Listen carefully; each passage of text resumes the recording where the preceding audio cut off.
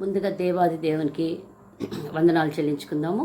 ఈరోజు మన స్త్రీల మైత్రి సభ్యులందరినీ కూడా స్వాగతం చెప్తున్నాను. ఈ రోజు నుంచి మనము మన ఉమెన్స్ సభ్యులందరిలో నుంచి వాళ్ళ సాక్ష్యాలు చెప్పడానికి ముందుకు వచ్చారు. మొదటగా మనము సునీత గారు మనకు సాక్ష్యం చెప్తారు.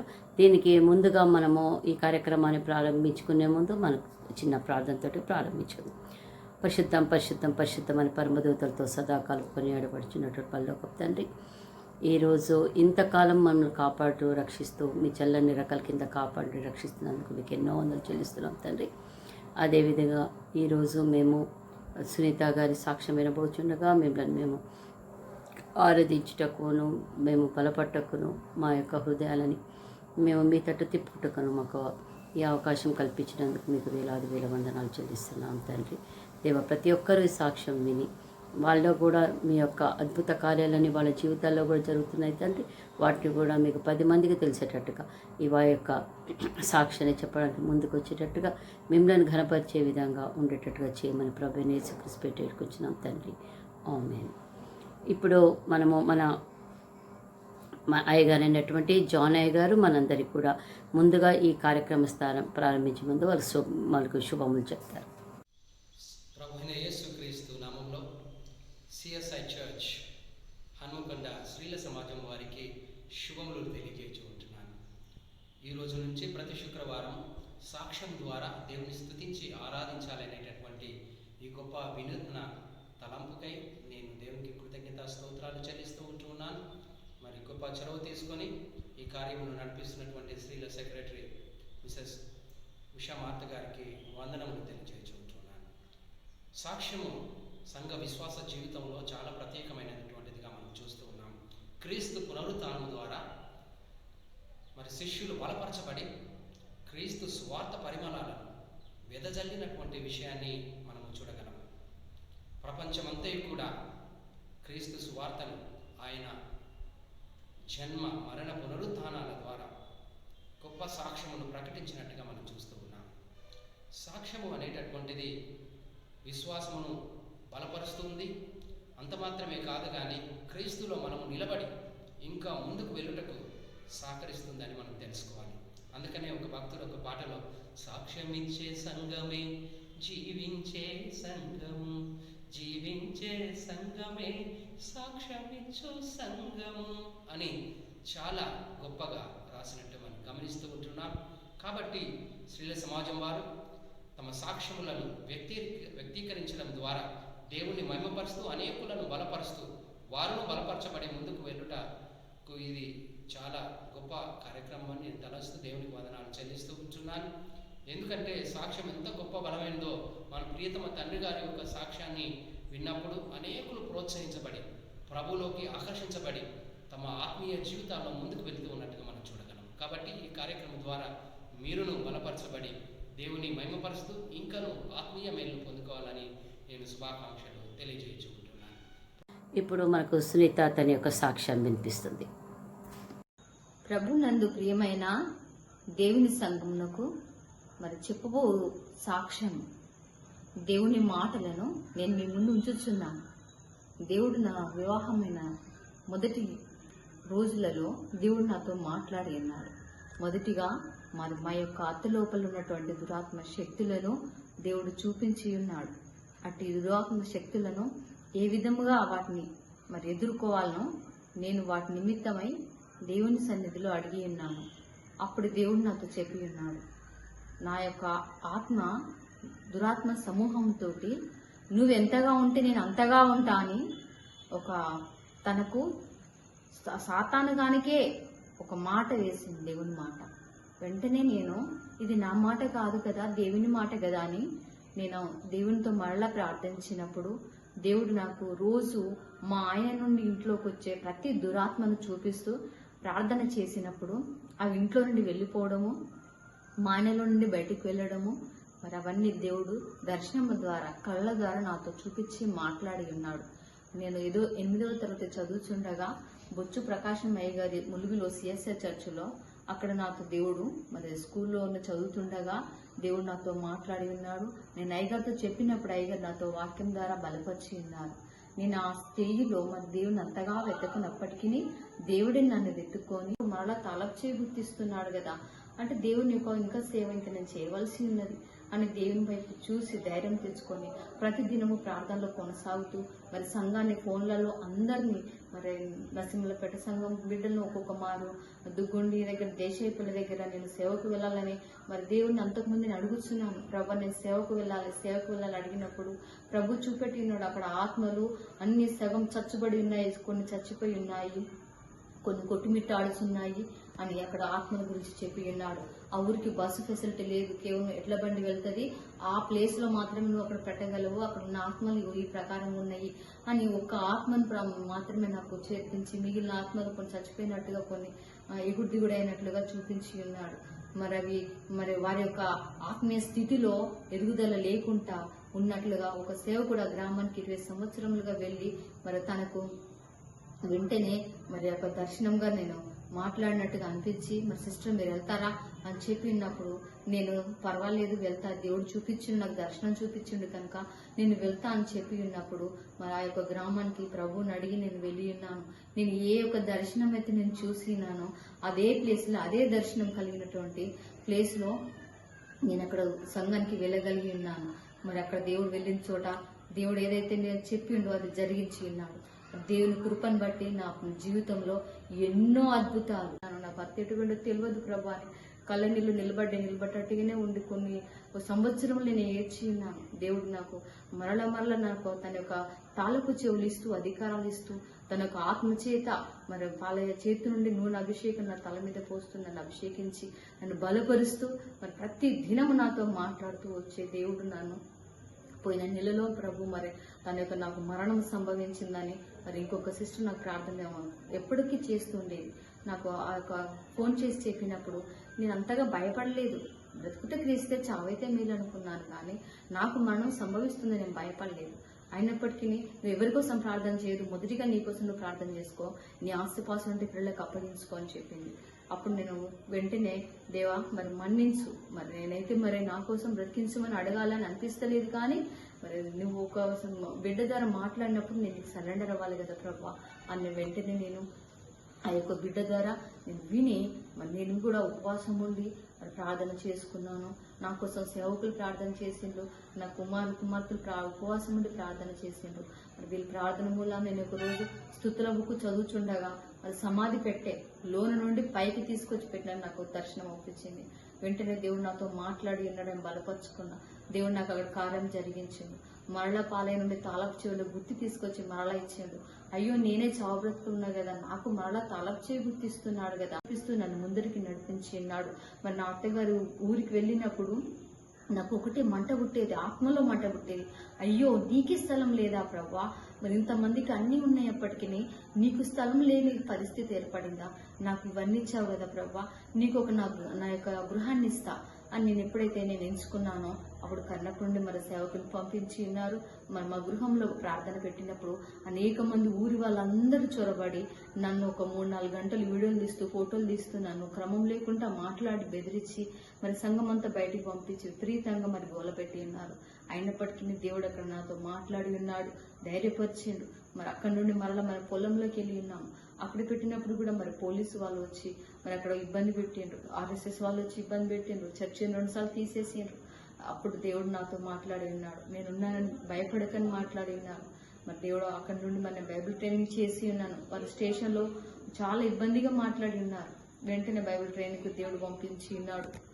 హైదరాబాద్లో నేను GTHలో జాయిన్ అయ్యి ప్రభు చిత్త ప్రకారంగా నేను బైబిల్ ట్రైనింగ్ కంప్లీట్ చేసుకుని ఆర్డినేషన్ అయ్యే సమయంలో నేను దేవుడిని అడిగాను, ప్రభా మరి నేను ఫాస్టింగ్ ఉండినాను, ఆర్డినేషన్ అయితే ఇస్తున్నావు, అభిషేకం ఇస్తున్నావు, కానీ నేను ఏం చేయాలి ప్రభు అన్నప్పుడు ఆకాశం నుంచి వెళ్ళి చీపులను వేసిండు. 4 చీపులు ఒకటే క్షణంలో నన్ను ముందు కూర్చోబెట్టారు, నన్ను డ్రెస్సింగ్ చేసి అప్పుడు దేవుడు నాతో మాట్లాడి ఉన్నాడు.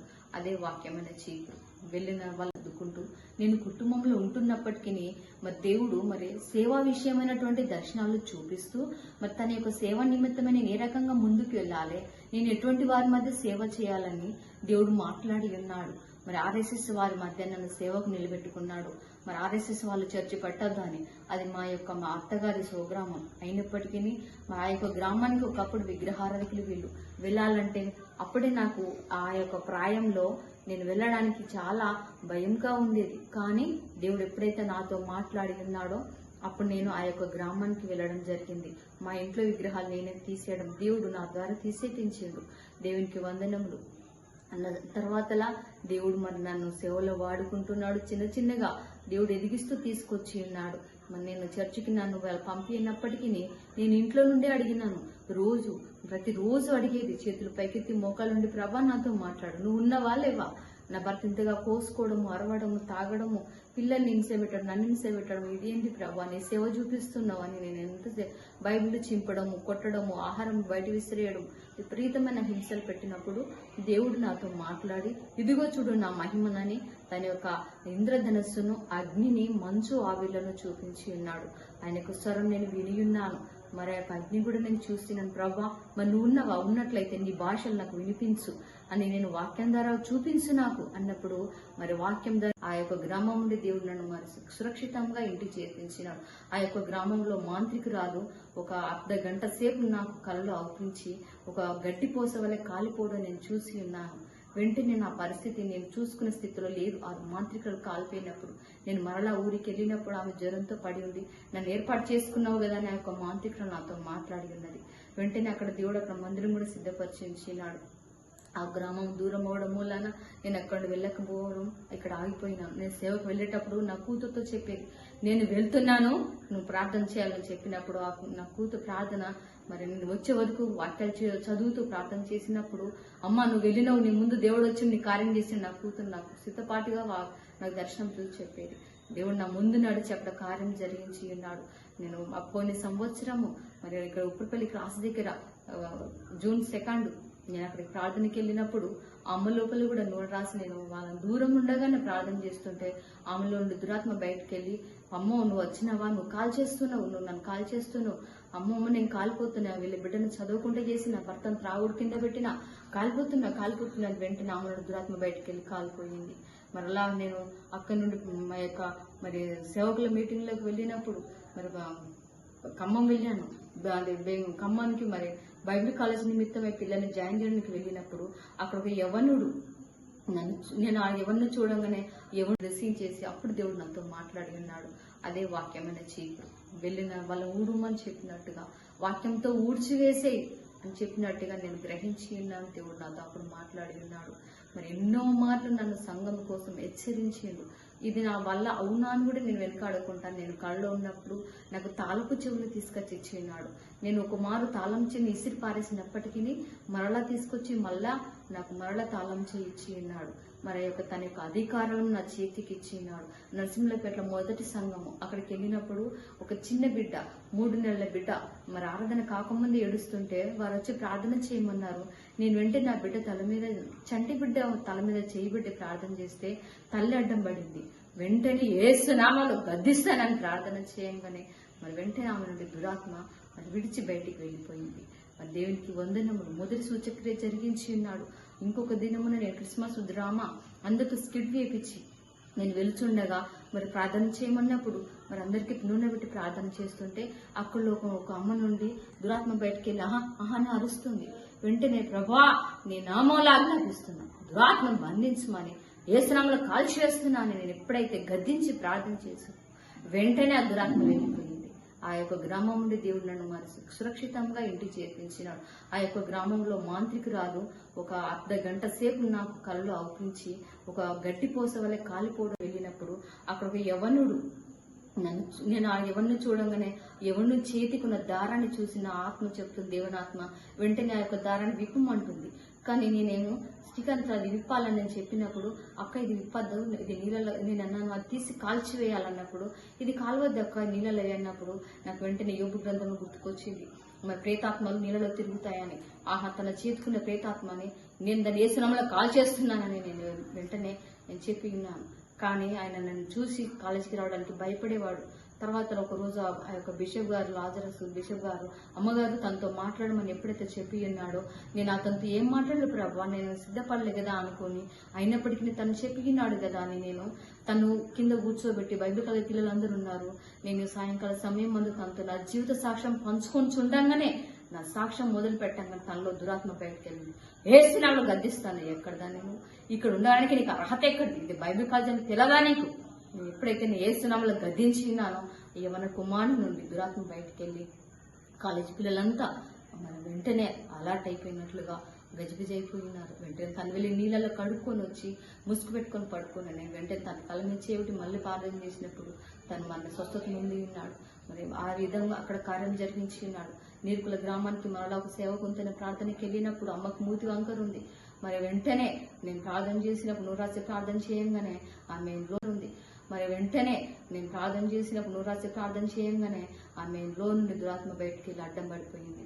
దేవుడు అక్కడ స్వస్థత కార్యం జరిగించి ఉన్నాడు. మరి ప్రతి దినము ఫోన్లలో బిడ్డలకు మరి తనకు నరసింహలపేటలో యవనుడు యాక్సిడెంట్ అయింది, అక్క మూత్రం బంద్ అయింది అంటే ప్రార్థన చేసినప్పుడు మూత్రం దేవుడు విడుదల చేసిండు. మరి పేగులను బయటపడుతున్నాయి అక్కంటే ఒక 6 నెలలు తనకి రోజు ప్రార్థన చేయడము, తను పిచ్చి పిచ్చి చేయడం, యవన కుమారుడు లేచిపోవడం, ఉరిపెట్టుకోవడం, చనిపోవడం అవన్నీ చేస్తుంటే నేను గద్దించి ఏసునామములో గద్దిస్తున్నా, ఎక్కడ తిరుగుడు దయ్యమో ఏసునామములో బంధిస్తున్నా అని ఎప్పుడైతే నేను చెప్పి ఉన్నానో దేవుడు అక్కడ కార్యం చేసి ఉన్నాడు. మరి వారికి ఎప్పుడు ఏమైనా వాళ్ళ భూమి పంచాయతీ కానీ వారి యొక్క ఆరోగ్య స్థితులు కానీ ప్రార్థన చేసినప్పుడు ఫోన్లలో దేవుడు అక్కడ కార్యం జరిగించి ఉన్నాడు.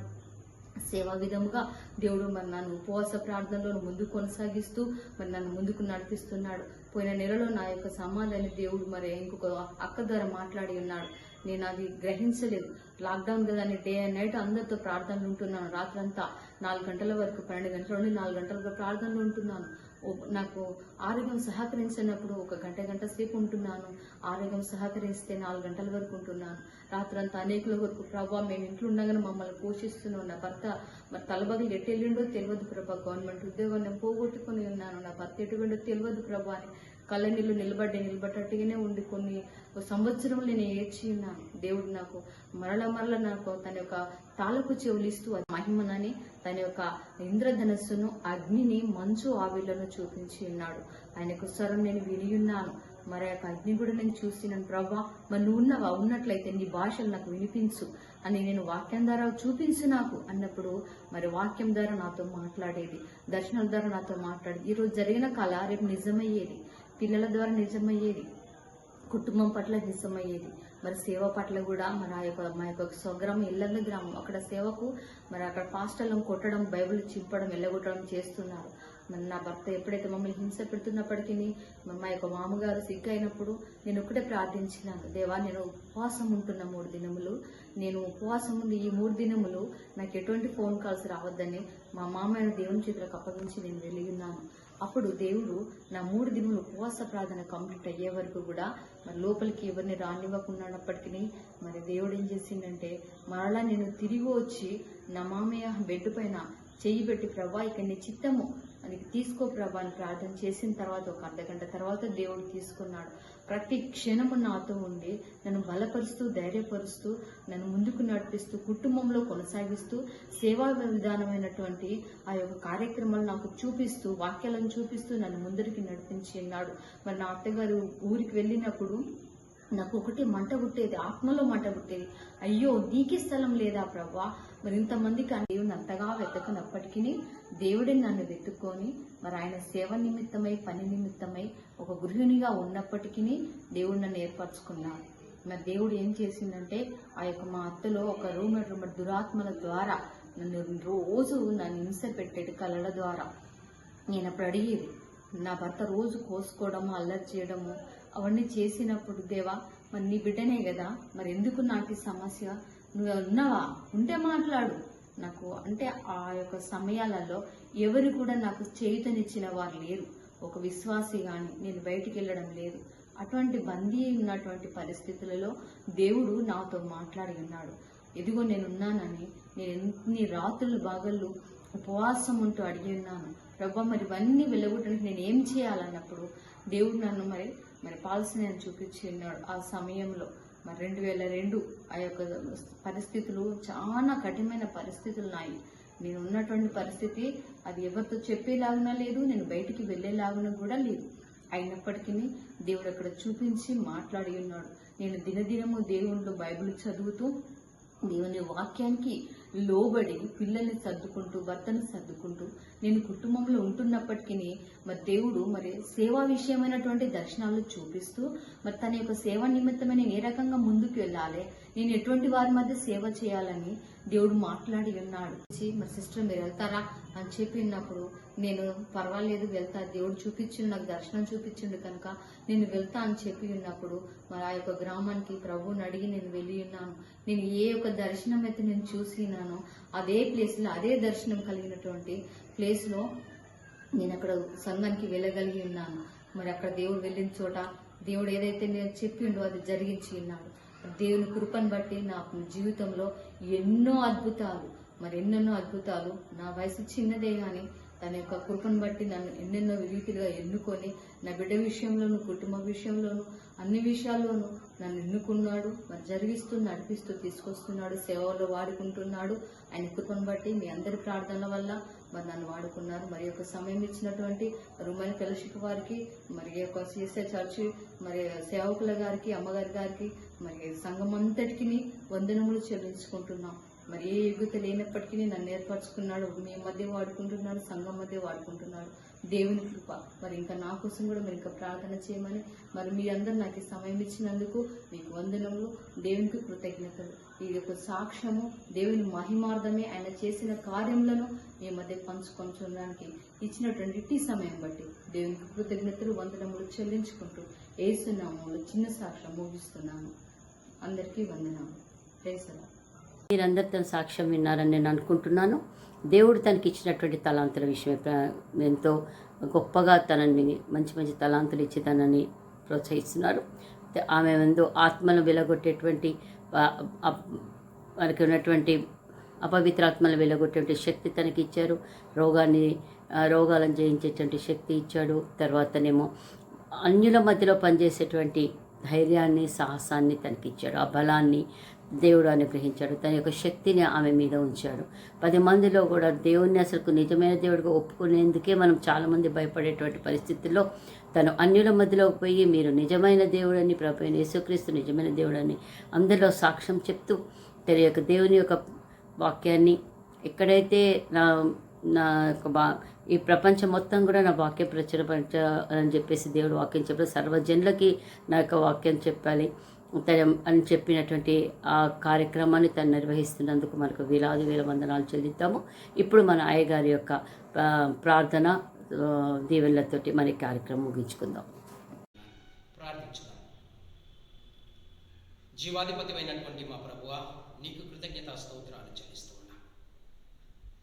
నీ పునరుత్థానము గురించి శిష్యులు, ప్రాముఖ్యంగా పేతురు, మా ప్రభువా, మీరు జీవాధిపతిని చంపితిరి గాని దేవుడు ఆయనను మృతుల్లో నుండి లేపను, దానికి మేము సాక్షులము అనే గొప్ప ధైర్యంతో ప్రకటించినటువంటి గొప్ప సాక్ష్యమును బట్టి మీకు స్తోత్రములు చెల్లిస్తూ ఉంటున్నాను.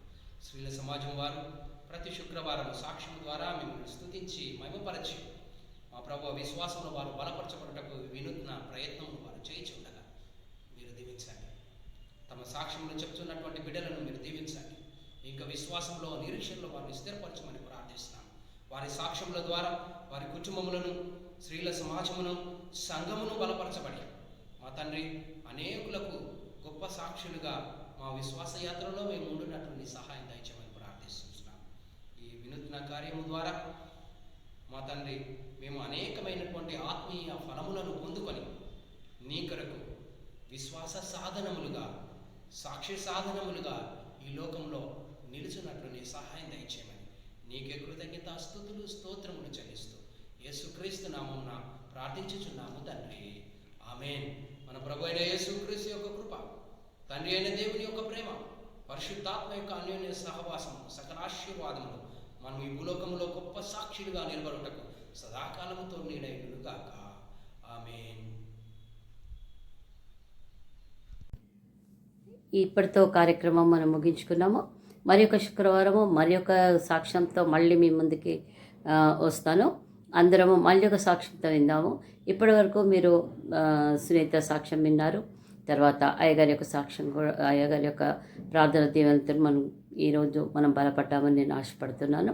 అందరు కూడా మీ జీవితాల్లో ప్రతి ఒక్కరికి కూడా ఏదో ఒక అద్భుత కార్యం జరుగుతూనే ఉంటుంది. ప్రతి నిమిషం దేవుడు మనల్ని కాపాడుతూ రక్షిస్తూ ఉంటాడు. కాబట్టి మీకు చాలా మంచిగా అనిపించే దేవుడు మిమ్మల్ని ముట్టినటువంటి మంచి సాక్ష్యాన్ని మీరు మాతో పంచుకోవాలని చెప్పేసి నేను కోరుకుంటున్నాను. ప్రతి ఒక్కరికి శుభం తెలుపుతూ ఈ కార్యక్రమం ఎంతతో ముగిస్తున్నాను. Thank you one and all.